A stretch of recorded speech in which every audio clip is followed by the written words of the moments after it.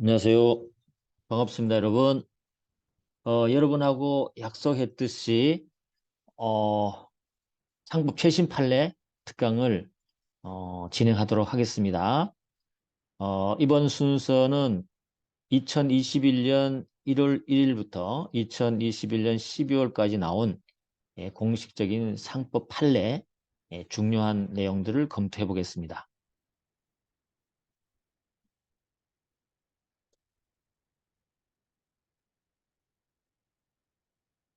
강의 잠깐의 이제 OT를 진행하도록 하겠습니다. 강의에 대한 내용을 조금 전달해 드리겠습니다. 강의 순서는요, 진도별로 가겠습니다. 그래서, 상법 총칙 판례, 상행위 판례, 그리고, 회사법 판례, 그죠? 이렇게. 그 다음에 보험법 판례, 엄수법 판례. 이런 식으로 진행된다는 걸 알아두시면 되겠습니다. 그리고 강의 방식 내지 판례 해설 방법인데요. 판례 해설은 주로 이렇게 요 정도로 목차를 잡히면 됩니다. 첫 번째는 판례 사안이 있을 것이고요. 그 다음에 그 사안에 대한 중요 쟁점이 나올 것이고 이 쟁점에서 해결하기 위한 근거 조문이 나올 겁니다. 그리고 이 판결 요지가 나오겠죠. 결론이 나오겠죠. 판결 요지가 결론이죠. 그죠? 이런 식으로 나오는데 그리고 마지막에는 이 사안에 대한 결론이 나오고 판결 이유가 나올 건데 이거는 전원 합의체일 경우에 가능합니다. 그렇죠? 그래서 일단은 이런 목차로 5가지 잡힌다는 걸 알아두시고 그렇다 해서 모든 판례가 이렇게 할 필요는 없어요. 알겠죠? 어떤 사안들은 사안이 중요하지 않고 판결 요지만 중요한 것들도 있고요. 그렇습니다. 그래서 사안이 반드시 필요하다. 요 내용을 이해하기 위해서는 좀 뭔가 사안도 뒷받침돼서 해주면 이해하기 좋겠다. 아니면 사령 문제라든지 뭐 기타 그런 문제에서 나올 만한 사안이다. 그럴 때는 우리 사안을 검토할 겁니다. 그래서 중요 사안을 선택해서 해결할 겁니다. 알겠죠? 해설한다. 그리고 만약에 중요한 사안을 해설하지 않는다면 바로 우리는 쟁점으로 바로 갈 것이다.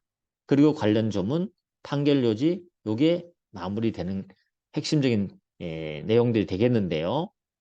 그리고 만약에 중요 사안을 설명했다면 거기에 대한 뭐가 이렇게 사안 결론을 함께 내겠다. 물론 전압 판례로서 다수 의견만 얘기할 수 있겠지만 소수 의견, 다수 의견을 이해하기 위해서 반대 주장 논거가 필요한 경우가 있거든요. 그럴 때는 예외적으로 소수 의견도 함께 설명하겠다. 아시겠죠? 그렇게 가겠다. 여러분 알아두시고요. 그 다음에 뭐 강의 특징은 간단하게 한번 살펴본다면요. 출제 가능한 최신 판례를 한번 정리를 해보는 겁니다, 여러분. 다시 말해 이렇게 우리가 짧은 요 강의로 여러분하고 스터디 형태로 강의를 통해서 하게 되면 많은 시간을 절약할 수 있어요. 여러분들이 짧게 짧게 평소에 좀 이렇게 들어놓게 되면 그 판례를 막 한꺼번에 쫙 모아서 듣는 것도 도움이 되겠지만 짬짬이 이렇게 공부를 해놓게 되면 여러분이 굉장히 많은 시간을 줄일 수 있어요. 특히 여러분 공부의 선수잖아요. 그죠? 해보시면 알잖아요. 이 짬짬이 모으는 시간이 얼마나 큰 영향력을 발휘하는지 아실 겁니다. 어쨌거나 그 다음에 2021년 판례를 심층 분석할 거고요. 그리고 판례 주요 쟁점을 조문과 이론과 연결한다. 뭐 이론 그래봤자 뭐 조문과 기존 나온 판례를 연결해 주는 겁니다. 사실 학설적인 이론은 우리가 시험에서 크게 많이 도움이 되지 않아요. 사례형에서 일부 가점이 될 수 있는 부분에서는 반드시 써줘야 되겠지만요. 그 다음에 선택형 대비 그죠? 객관식이죠. 예상 지문 OX가 될 겁니다. 왜냐하면 주요 쟁점 자체가 OX 지문이라고 보시면 돼요. 주요 쟁점 자체가. 그 다음에 사안 분석일 때 사례형 대비가 될 수 있죠. 사례형 시험에 판결 논거 정리하면 될 겁니다. 그 다음에 판례 중요 쟁점을 PPT로 도식화해서 쉽게 이해할 수 있다. 물론 이거는 제가 시간이 난다는 전제하에서 사안을 제가 그림으로 표현할 겁니다. 그렇지만 만약에 조금 시간이 부족하다면 그림으로는 하지 않더라도 사안은 설명합니다. 뭐 그렇게.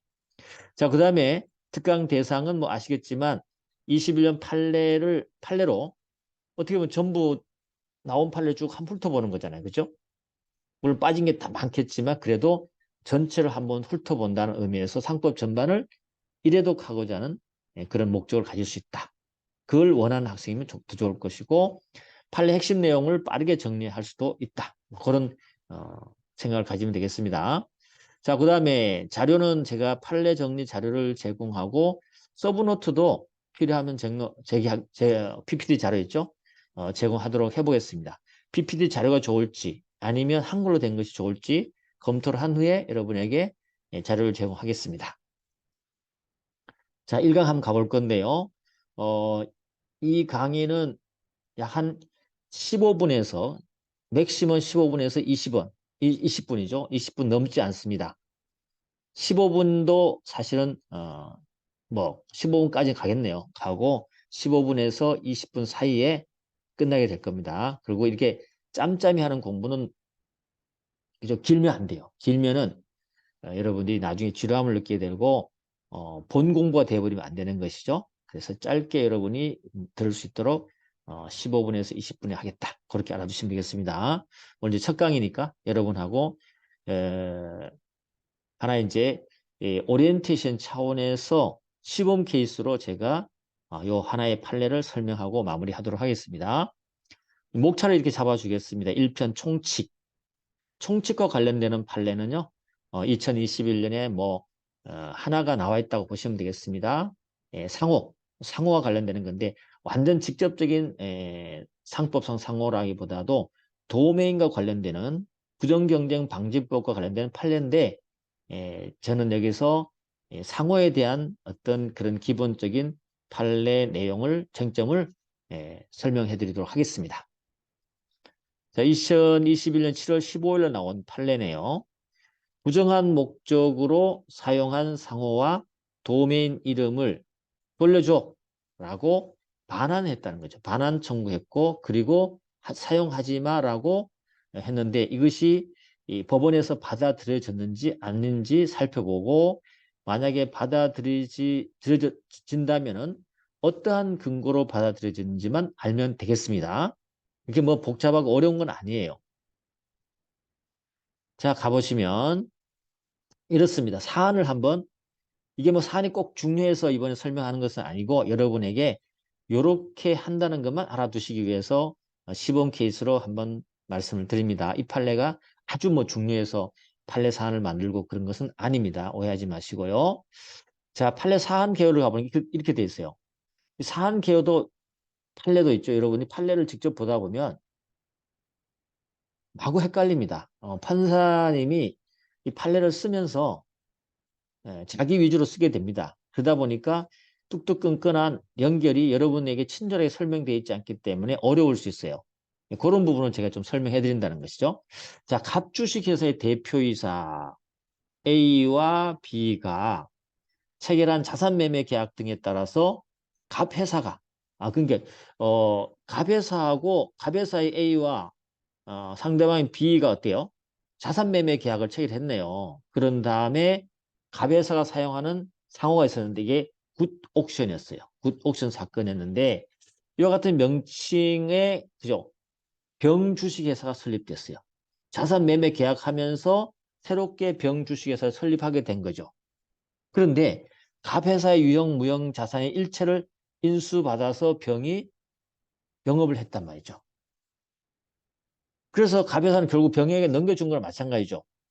병회사에 이전한 도메인 이름, 그죠? 도메인도 사용하고 상호도 굿 옥션을 사용하고 있단 말이죠. 그런데 갑회사가 병회사에 넘겨준 그 도메인이요. 누구 앞으로 등록 이전됐냐면 정이라는 사 앞으로 뭐 정을 그냥 우리가 형식적으로 회사라고 합시다. 뭐 그건 크게 중요하지 않으니까 정이라는 어떤 회사 앞으로 등록이 이전됐다는 것이죠. 그런데 이 도메인은 누가 사용하고 있냐면 지금은 병회사가 사용하고 있다는 거죠. 근데 그 이후에 뭐가 됐냐면 주주총회 특별 결의 없이 자산매매 계약이 있었다고 하면서 자산매매 계약 자체가 무효가 되어버렸어요. 무효 선고 판결이 되어버렸죠. 무효 판결되니까 어떻게 돼요?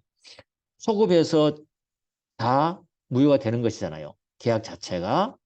그럼 어때요? 갑회사는 지금 누구에게? 병회사가 지금 사용하고 있는 굿옥션과 이와 관련된 도메인 이름을 계속 사용하고 있으니까 거기에 대해서 사용하지 말라고 청구했다는 거죠. 그 다음에 또 이 도메인이 누구에게? 정에게 지금 이전 등록이 되어 있는 상황이죠. 이것도 잘못된 거라는 것이죠. 그래서 갑에서는 어떻게 했냐면 정에 대해서는 도메인 이름에 등록 이전해달라 청구하고 병회사에 대해서는 도메인 이름 웹사이트 주소 있죠. 이거를 사용하지 말라고 할 수 있고 뭐도 굿옥션이라는 상호 사용을 하지 말라고 청구했다는 거죠. 물론 우리가 지금 관심 갖는 것은 상호인 굿옥션을 생각하시면 되겠죠. 그죠? 굿옥션 생각하면 됩니다. 이 사안이었어요. 청구했다는 이게 받아들여지겠나 이거죠. 그죠? 이런 문제입니다. 그럼 그림으로 간단하게 한번 이것도 시범 케이스입니다. 그림을 제가 시간이 된다면 그림 다 그려주고 싶습니다만은 한번 노력해 보겠습니다. 부정 목적 사용 상호하고 도메인 반환이다. 갑주시회사에 있었는데요. 갑주시회사 A 대표이사인데 누구랑 이 B와 자산 매매 계약을 하고 굿옥션 도메인을 다 인수해서 사용할 수 있도록 해줬어요. 그러면서 B가 병주식회사를 설립해서 뭘 했냐면 여기에 있는 상호 굿옥션과 그리고 갑주식회사의 도메인을 B가 그대로 병주식에 그대로 사용하고 있습니다. 이런 상황에서 또 정주식회사가 있었는데 사안에서는 정이 주식회사 아니지만 정주식회사라고 하겠습니다. 그래서 도메인을 어때요? 여기는 도메인을 자기에게 등록해 버렸네요. 이런 상황이에요. 그런데 A가 이러한 자산 매매 계약한 것이 사실은 중요한 사안이기 때문에 주총의 결의를 거쳐야 되는데 결의를 거치지 않았어요. 그럼 어때요? 이 계약은 무효가 되는 것입니다. 무효 판결되는 거죠. 그러면 자산 매매 계약도 무효가 되는 것이죠. 이에 따라서 이에 근거해서 갑주식에서는 병주식회사에 대해서 도메인 및 상호 사용 금지 청구를 했다는 거죠. 이게 받아들여질 것이냐 이 문제고요. 또 한 가지는 도메인 등록한 정주식 회사에 대해서 어떻게 한다고요? 이름 등록 이전 청구를 했습니다. 이게 받아들여질 것인가? 받아들이지 않았다면 어떻게 왜 안 받아들였는지 받아들여진다면 받아들여지는 근거가 뭐냐 이죠. 우리는 사실 관심 어디 있습니까? 상법이니까 상호 사용 금지 청구가 인정될 것이냐 이 말이죠. 그죠? 상호. 굿옥션의 상호를 지금 사용하고 있잖아요. 그죠? 예, 그 근거를 한번 찾아보도록 하겠습니다. 자, 주요 정점 이겁니다. 상법 우리 23조에 가보면요. 1항에 이런 게 나와요. 이따 볼 겁니다. 상법 23조 1항에서 정한 타인의 영업으로 오인할 수 있는 상호에 해당되는지가 중요한 거죠. 만약에 굿옥션, 갑주식회사의 상호를 병이 그죠? 사용하고 있단 말이죠. 그러니까는 갑주식회사로 오인시킬 수 있는 상호로 사용했냐 이 말이죠. 그랬을 때 사용 금지 청구를 할 수 있거든요. 배척 청구할 수 있으니까. 그래서 이 규정이 정한 부정한 목적, 그죠? 이 부정한 목적, 상호를 사용하는 부정한 목적, 이 목적의 의미, 그죠? 판단 기준, 이런 것을 요 판례에서 얘기를 했습니다. 그게 중요한 쟁점이 되는 거죠. 여기죠. 그래서 한번 가보겠습니다. 주체를 오인시킬 상호 사용 금지 그래서 23조 1항을 가보면 상법에는 이렇게 나와 있어요. 여러분 다 아시겠지만 이제 복습하고 편하게 들어줘야 됩니다. 주체를 오인시킬 상호의 사용 금지. 조건이 뭐였어요? 누구든지입니다. 누구든지예요. 여기는 지역적 제한이 없죠. 우리 상호 그죠? 상호권에서 지역적 제한이 없습니다. 누구든지 조건이 부정한 목적을 가지고 있어야 되고요. 타인의 영업으로 오인할 수 그죠? 착각할 수 있는 상호를 사용해야 돼요. 그러면 그걸 사용하지 못하게 할 수 있는 근거조항이 23조란 말이죠. 그럼 23조의 근거에서 상호를 사용 못하게 하려면 뭐가 나와야 돼요? 일단 부정한 목적이 검증돼야 될 것이고 타인의 영업으로 오인할 수 있는 상황이 발생돼야 되겠죠. 그죠? 그걸 이제 거기에 대해서 판례가 얘기를 해줬어요. 뭘 얘기해 주냐면 그냥 오인할 수 있는 거라는 건 어떤 거냐, 그 다음에 부정한 목적은 어떤 것인데 어떻게 판단할 것인가에 대해서 과거에 나왔던 판례지만 다시 확인해 준 겁니다. 알겠죠? 그걸 한번 복습을 해보도록 하겠습니다. 판결 요지는 이렇게 되었어요. 타인의 영업으로 오인할 수 있는 상호에 해당하는지를 판단할 때는 두 상호 전체를 비교 관찰한다. 그래서 각 영업이나 영업의 성질이나 내용, 영업 방법, 수요자층 등에서 서로 밀접한 관련을 갖고 있는 경우로서 일반인이 볼 때 두 업무 주체가 서로 관련이 있는 것으로 생각돼야 돼요. 두 개 관련이 있구나라고 생각하거나 또는 타인의 상호가 현저하게 널리 알려져 있어서 일반인으로부터 기업의 명성을 경고한 신뢰를 획득한 경우죠. 경고한 신뢰를 획득한 경우에 해당하는지를 종합적으로 고려해 봐야 돼요. 그 타인의 상호가 일반에 널리 알려져서 이거는 이 상호를 보면 누구 것이다 라고 알 수 있는 정도가 되는지를 종합적으로 고려해서 판단한답니다. 판례가. 우리 그걸 알고 있으면 돼. 판례 요지 그죠? 타인의 영업으로 오인할 수 있는 상호를 판단할 때는 어떻게 한다 그죠? 두 업무의 주체가 관련이 있는 것으로 생각되거나 아주 명성이 견고해야 된다는 거죠. 그죠? 이 두 가지 요건을 종합적으로 검토한다는 게 판례 입장이다. 두 번째 요건은 이제 부정한 목적이란 말이죠. 그럼 목적은 판례는 어떻게 보느냐? 어느 명칭을 자기 상호로 사용함으로써 일반으로 하여금 자기의 영업을 그 명칭으로 표시된 타인의 영업으로, 그죠? 일반인들이, 이거는 다른 사람의 영업이다, 그죠? 오인하게 해서 뭐가 있어야 돼요? 목적이니까 부당한 이익을 얻으려 하거나 아니면 타인에게 손해를 가하려 하는 부정한 의도가 있어야 돼요. 자기가 이익을 얻거나 아니면 이익을 얻지 않더라도 타인에게 손해를 가하려고 하는 부정한 의도가 있으면 이걸 우리가 부정한 목적으로 보겠다는 거죠. 알겠죠? 자, 부정한 목적 어떤 건지 알겠죠? 오인할 수 있는 상호 판단 두 가지. 그 업무의 주체의 관련성. 그 다음에 명성이 경고할 정도로 신뢰를 획득한 경우. 그 다음에 부정한 목적은 부당한 이익을 얻으려 하는 것 하거나 아니면 타인에게 손해를 가하려는 부정한 의도. 이것을 우리가 부정한 목적이란다. 그럼 이런 부정한 목적이 있는지는 어떻게 판단할 거냐? 판례가 얘기해 줍니다. 그거는 또 어떻게 한다? 상인의 명성, 신용, 그 다음에 영업의 종류, 규모, 방법, 또 상호를 왜 사용했는지, 어떤 경위로 사용했는지를 전부 검토해서 판단하겠다. 아시겠죠? 그래서 우리 상호를 사용했을 때, 그죠? 요 23조에 되는 상호에 대해서 배척 청구를 하려면 이러한 요건을 갖춰야 되는데 판례가 그 요건에 대해서 설치해 줬기 때문에 제가 의미가 있다 생각하고 여러분에게 첫 판례로 소개를 해드렸습니다. 됐죠? 그래서 여러분들은 요게 바로 객관식이라고 하죠. 객관식의 하나의 지문이 될 것이고 혹시라도 뭐 여기에 사례 나오지 않겠지만 사례 나온다 하더라도 판단하는 오인 판단 근거 그 다음에 부정한 목적의 근거에 판단할 때 그죠? 여러분들이 사례를 풀 때나 할 때 근거를 삼을 수 있는 내용들이 여기 있다. 이렇게 보는 겁니다. 됐죠? 자, 그 다음에 뭐 사안 해결 한번 해봅시다. 뭐 굳이 뭐 해결을 안 해도 되지만 그래도 결론은 내줘야 되니까 지금 샘플을 말씀을 드리는 거죠. 자, 상호 굿 옥션의 권리자인 갑 회사가 할 수 있는 게 뭐라 그랬죠? 도메인 이름에 대한 지금 정당한 권한이 있는 게 확실히 있다고 봤어요. 판례는요. 있고. 왜? 다시 말해서 재산 매도 계약 자체가 무효가 되어버렸기 때문에 처음부터 어때요? 갑에게 그 권한이 있다고 본 것이죠. 그러면 정과 병은 남의 상호와 남의 도면을 사용하고 있다는 거죠. 이거에 대해서 판단해야 되는데 대법원은 뭐라고 했냐면 정 있죠. 정은 갑의사가 도메인 이름을 사용해서 영업하는 것을 방해하려는 부정한 목적으로 도메인 이름을 자신의 명의로 등록 이전하였다 볼 여지가 충분히 있다. 그리고 병의사는 이 도메인 이름을 자신의 인터넷 웹사이트 주소로 사용함으로써 갑의사의 도메인 이름에 관한 권리를 사실상 지금 침해하거나 침해할 우려가 있다. 그리고 또 병의사는 상호 굿 옥션이죠. 이걸 계속 지금 사용하고 있잖아요. 자신의 영업을 갑회사의 영업으로 일반인들이 오인하게 해서 갑회사에 손해를 가하고 자신은 부당한 이득을 얻으려는 부당한 목적이 있을 여지가 충분히 있다.